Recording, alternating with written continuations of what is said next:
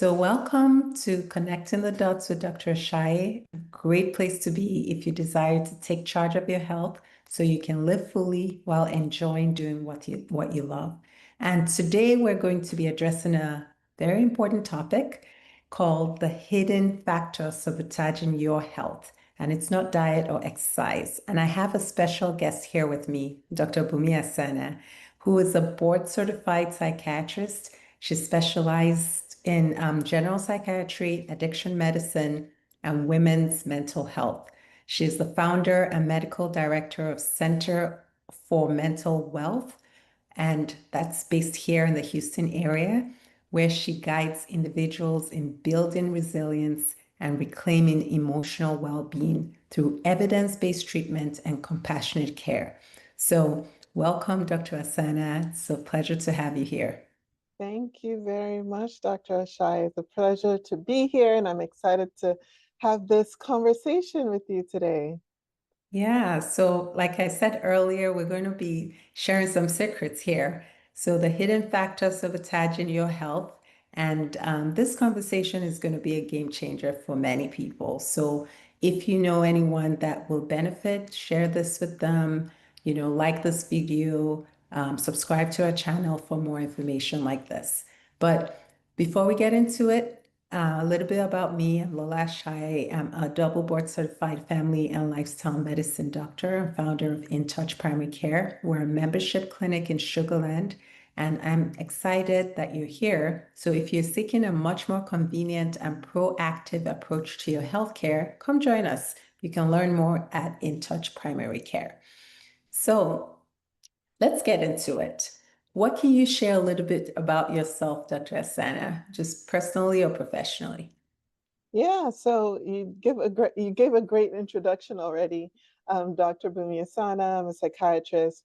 I am passionate about helping individuals who, may be feeling stressed, overwhelmed, or feeling like their mental health is getting in the way of things for them, who are struggling with addiction. We help people build mental wealth, which allows them to live a life of purpose, and have the emotional resilience for lasting well-being. So I see patients at Center for Mental Wealth, which is mental health group practice located here in Houston, Texas. I see patients also virtually across Texas and New York as well. So if you're in any of those areas, you can connect with us virtually as well. And I just truly enjoy seeing the transformation that people go through over the course of our time working together, and how, you see the weight lifted from their shoulders and they really start to thrive in their lives. So yes, if that's you, please connect with us. All right, great. Thank you for sharing. And you talked a little bit about the practice, but tell me what kinds of patients do you see? Because mental health is a huge uh, topic, and there are a lot of conditions within mental health. So, um, what kinds of patients do you typically see in your practice? Yeah, that's a good question. So I see patients who struggle with various things, whether it's depression, anxiety, ADHD, various psychological traumas, addiction issues, people who have either bipolar disorder, OCD, they're having difficulty coping with severe stress, whether it's financial stress, family, relationships, work stress.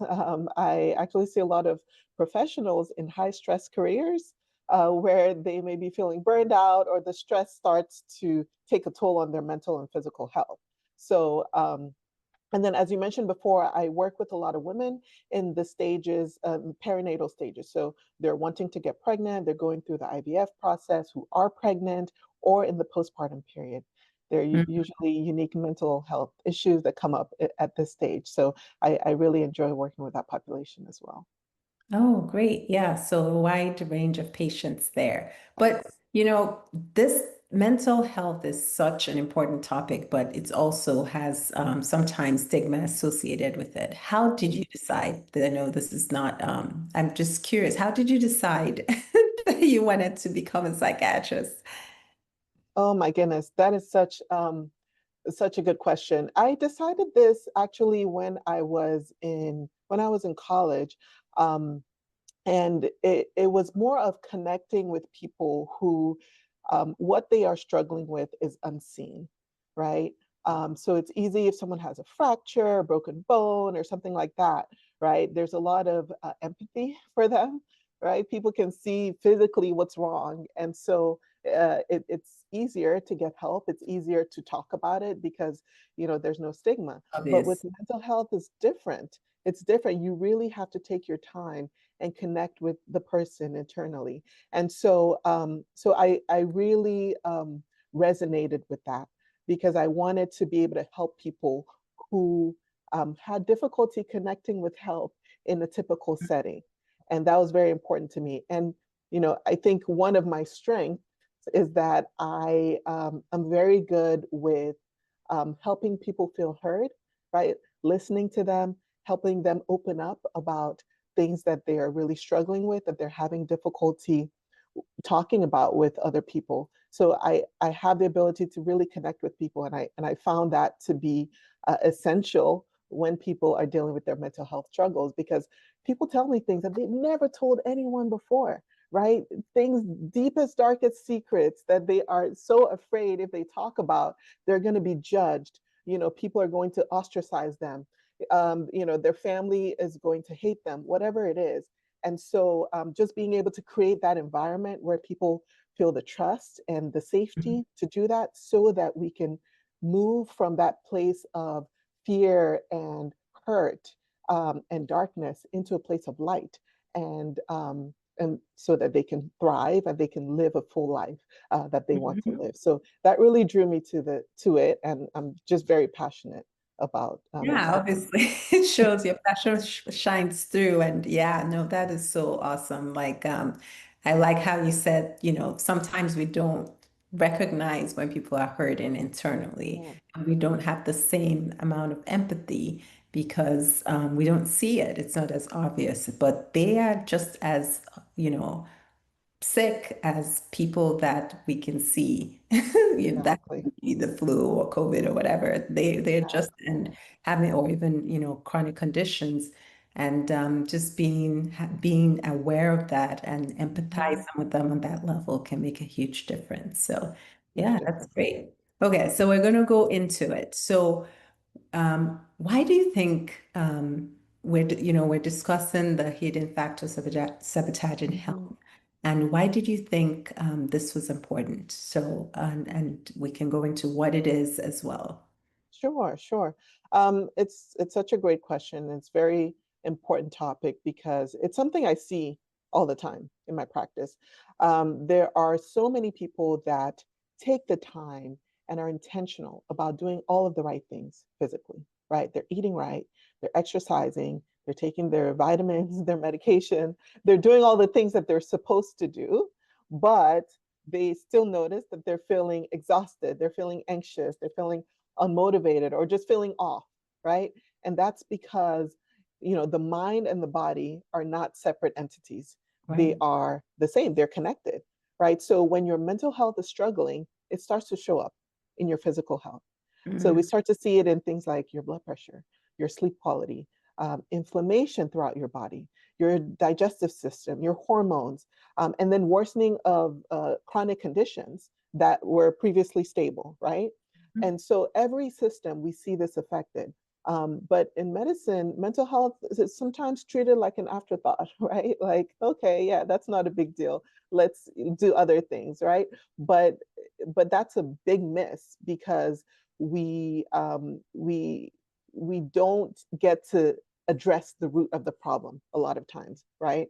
Um, we need to start focusing on, okay, what is going on with their mental health? How are they dealing with various challenges, various stress? How are they coping altogether? So I think this conversation is important because it helps us connect the dots, right? Talking about connecting the dots between physical and our mental health, and the balance between the two, so that we can start to address both of them, and people can start to live their, healthy, full lives.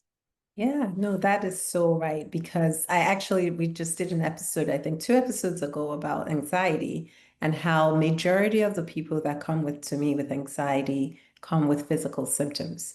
So Yes. do you really, I mean, so once in a while you have people say, yes, I'm anxious and whatnot, but a lot of times it's, oh, I have abdominal pain and they've done all kinds of tests and nothing is found, or oh, my neck hurts or my back Yeah. hurts, I have palpitations so, and then it's after now I can, most of the time, I can recognize that there's Hmm. definitely anxiety contributing just by the way they're expressing themselves and all that. But Yeah. oftentimes when you just address that, everything else goes away, everything gets better. Like, So true.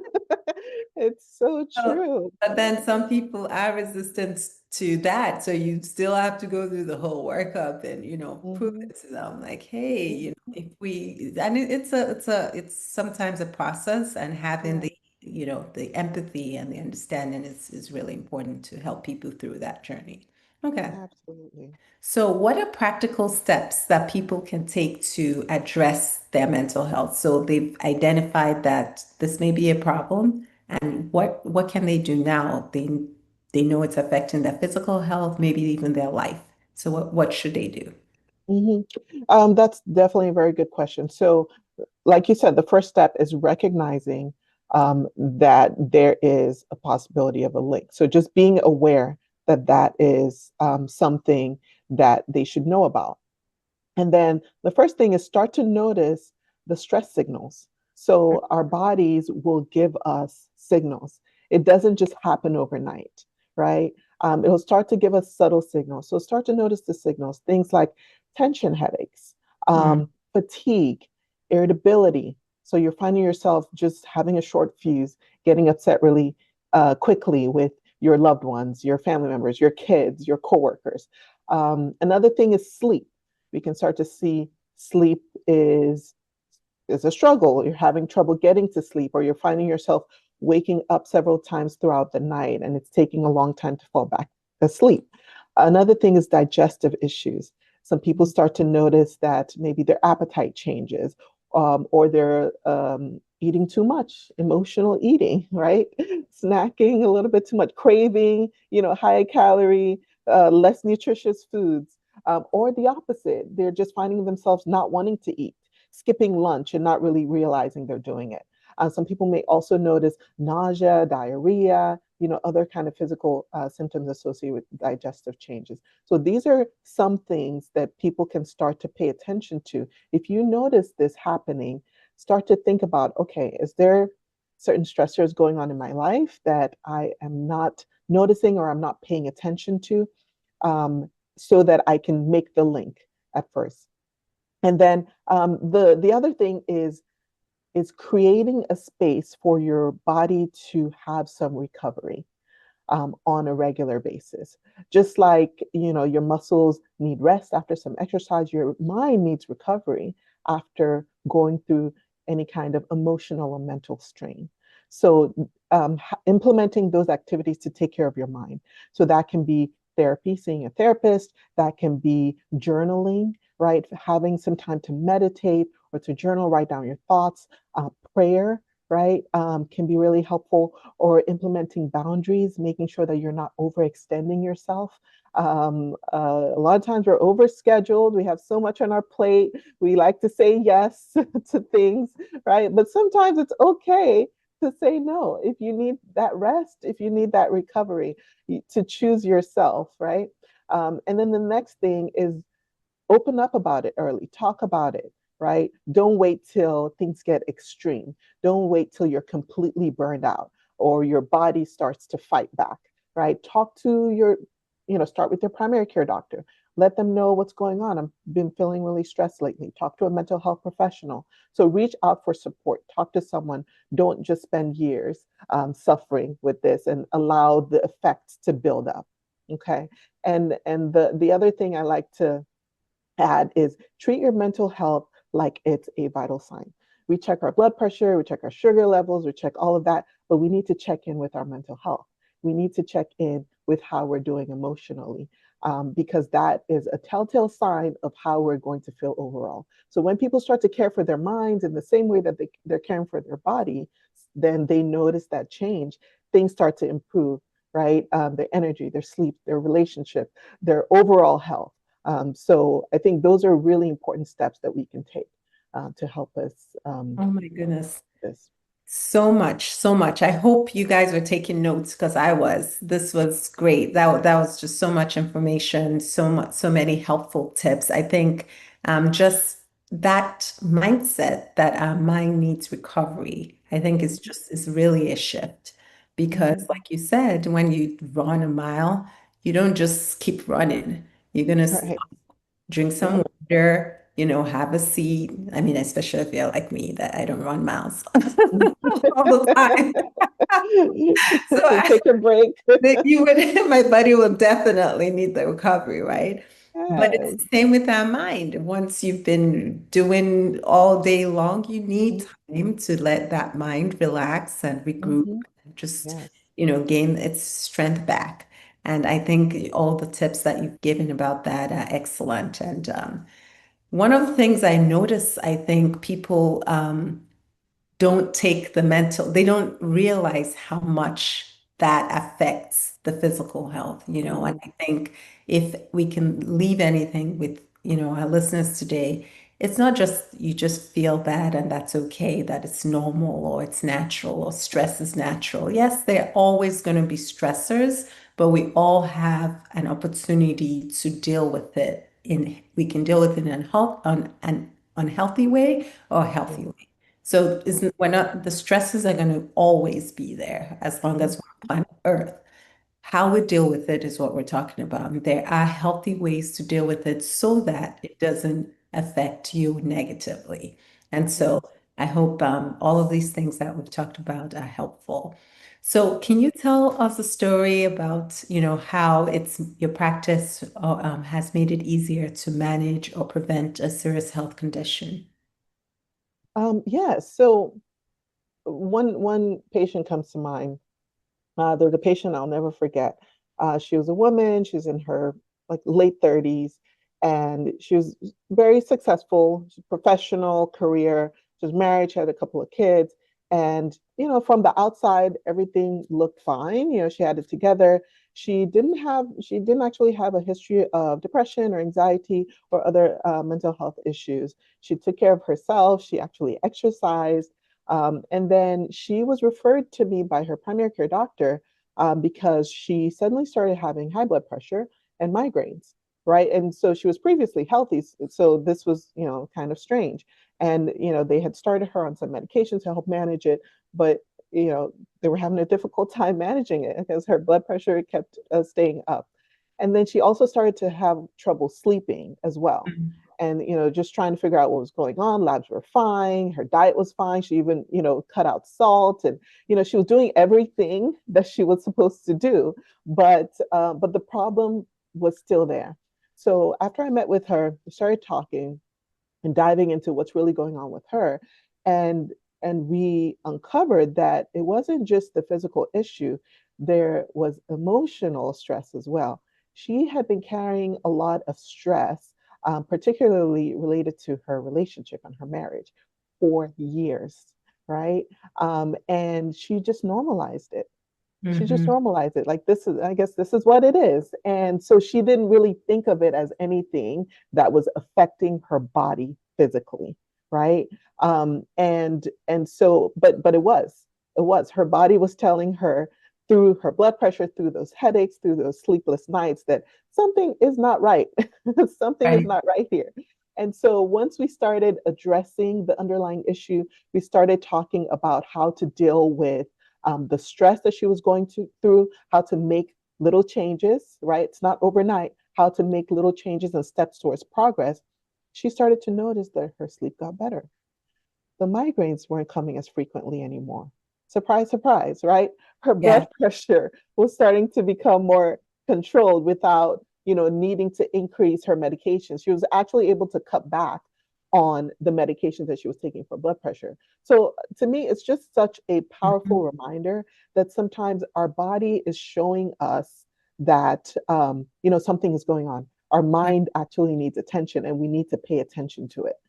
So that was one of the stories, and I've seen so many other cases that look like that, because it happens so often. Whether Mhm. it's it's work stress. That's another very common one. I've seen a lot of people come in with work-related stress. Things are just piling on, and they're trying to hold it together and they're trying to show up for their team, but their bodies are breaking down in the process. Right. So it can be a very, very powerful reminder for us to make sure we're checking in with ourselves. So, yeah, no, thank you for sharing that. Thank you for sharing that. And yeah, I think that's exactly right. A lot of people carry stress, and that chronic stress can be a huge issue in physical Hmm. health Hmm. and just how you feel in general. So Yeah. we have come to the end. I don't know if you have anything else you just want an advice, a quote, anything you want to leave with our listeners today before we close out. Yeah, absolutely. So, I mean, I think it's just important to remember that our bodies heal when we stop living in survival mode and we Mm, start listening to what our body is telling us. Like I said, our body's going to whisper first. It's not going to shout, in the beginning. It's going to whisper first. So think of your emotions as critical information. It's not just an inconvenience. We have to pay attention to it. We have to give our mental health the same respect as our physical health, right? So that we can build mental wealth, right? We can have that peace, that clarity, the energy that's going to last and truly build the life that we want. yeah, thank you. So how can people find you? Yes, so they can find us on our website at centerformentalwealth.com. If you are in the Houston area or in Greater Texas or New York, you can connect with us there. We're also on social media at Center for Mental Wealth, Facebook, Instagram, Twitter, and LinkedIn, YouTube, just, All the various platforms. social media handles. Yes, all the platforms. You can find us at Center for Mental Wealth. Yeah, that's it. Okay, so yeah, if you need to, you heard what we've talked about and you want to connect with us, connect with Dr. Bunmi Asana at Center for Mental Wealth at all those handles, and we'll put all of those in the chat as well.